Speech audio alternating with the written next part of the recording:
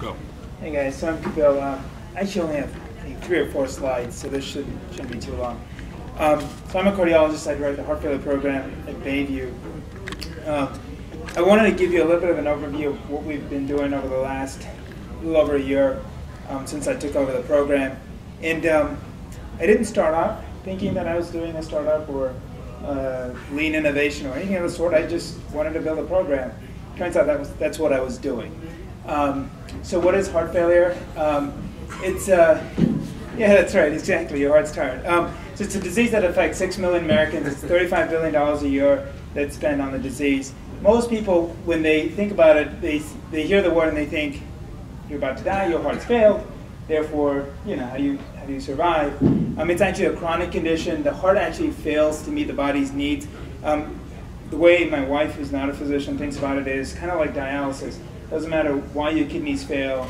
When you have bad kidney disease, you end up on dialysis. Doesn't matter why your heart fails, whether it was heart attacks, blood pressure, whatever. When you end up with the end condition, it's heart failure. The body compensates by retaining salt and water, which ends up, essentially, people feel like they're drowning in their own fluids, which is a terrible feeling. So it's actually very satisfying to treat people because you can actually see an impact really quickly. You can make people feel better.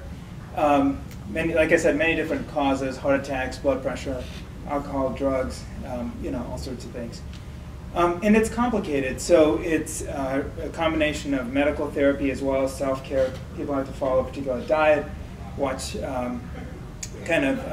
fluids, go take lots of medicines, go to their doctors, so on and so forth, and all that leads to deficiencies in care.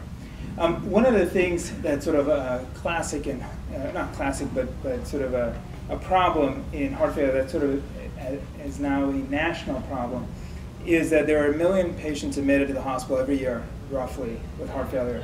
In a month, about 25% of them are right back in the hospital feeling like they're drowning with fluid. It's a terrible problem. And part of that is because it's complicated to manage the disease.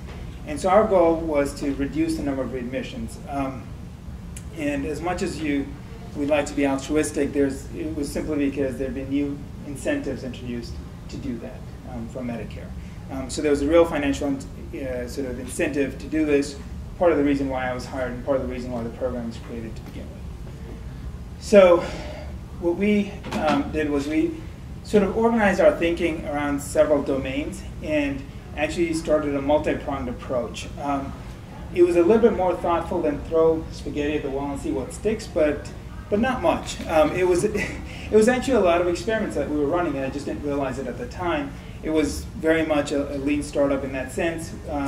We were and still are, on the periphery of the big Hopkins family, and so as long as we don't ask for too much money or resources, they let us do our own thing, which is fantastic because then we can do stuff.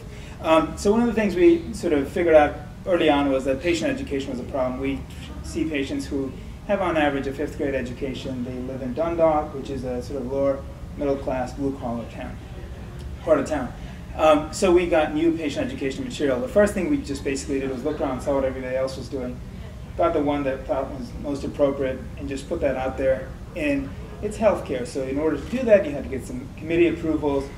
In a startup, you could do it tomorrow. It took us a few months, and then we put our own material together. I was telling Sarge it cost $5 to print the thing, but it took us months to get it all just done. Follow-up. Most patients had trouble getting follow-up in clinic after they were discharged. They knew they were filling up with fluid. They knew it was a problem. They'd call their doctors. They'd say, yeah, come back 2 weeks from now. We'll see what we can do.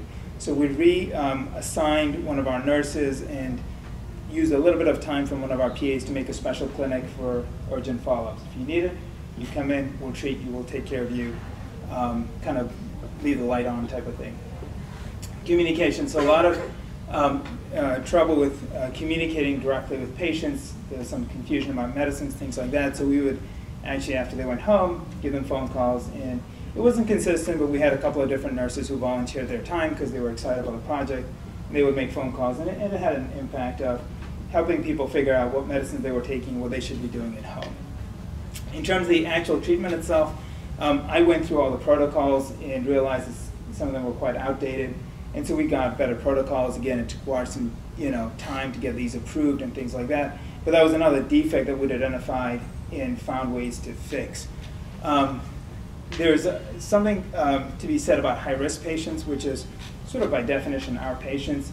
These are poor, they don't have a good education, they have a lot of medical problems, they have dementia, delirium, all sorts of things. It makes it really hard for them to take care of their disease, and self-care is such a big problem. How do you manage that? So we created a volunteer program where we said, we can't fix this in the hospital, this has to happen out in the community. So the same education material that we developed, we said, we'll use that to train volunteers and then attach them to patients and see if they can help, sort of with their self-care. That took at the sort of same pace, several months to, so we started with our minimal viable product was, can we actually train people? There were some chaplain interns who were interested in working with patients. We said, why don't you be our guinea pigs? They loved the idea, so we trained them. And they said, yep, they took all our tests afterwards, and yep, they were trainable, so we could actually train people to do this. And then the next step was to get a pilot group of volunteers. We now have 6 or 7 that are currently attached. The lawyers had to write off on this. There's a lot of stuff that went in making it sound easier than it was, but that's working. I managed to convince the hospital to fill some of the prescriptions, and the idea was many of these drugs are cheap. On the other hand, the hospital has a lot of money to lose. That was thankfully not a hard proposition. And that's just some of the things that we've been doing. In order to try and get this to work, we've been working simultaneously on a lot of things. And so just to give you an idea, that's sort of the rest of it. And they're all at various stages of making progress. And a lot of these things don't require much money. And once you get to the point where you need the money and the resources, then you can show data. And just like startups are data-driven, hospitals, research, so that's kind of what our lifeblood. So you can show, look, I don't know about the whole thing, but we could train these 6 chaplains, and now we could train 6 people, we've attached them, give us the money so that we can then expand this. And it's worked. And people have sort of started listening and supporting some of the stuff that we're doing. And so hopefully, and the other thing that was important is that this is the data we have. It actually made an impact on the readmissions. So programs really kicked in quarter 2. Quarter 1 was just kind of figuring out what was going on. Our rates dropped from 28%, which is at the beginning, down to 16%. That difference is the difference between the sort of above average in the country to the best in the country. And that's with half our stuff not working. Like, we're still rolling out. And yeah, I'm serious. Like, half our stuff is sort of still in progress. And so that translates into $800,000 of savings. And that got people's attention. And now we're finding they're interested in giving us more resources. And the goal is to get the rest of it up and working so that we can actually bring this on even further. What's exciting for me is this translates into patients at home feeling better and living hopefully longer. And, yeah, can be happier. And the MVP cost how much? $5 for the, total. The whole 5, thing cost $5 for the book. We made 1,000 copies, repositioning the nurse and stuff like that. But really did this in under $100,000 and saved them $800 grand when you annualize this. And so, again, we're still learning, we're still growing, but there's really exciting stuff.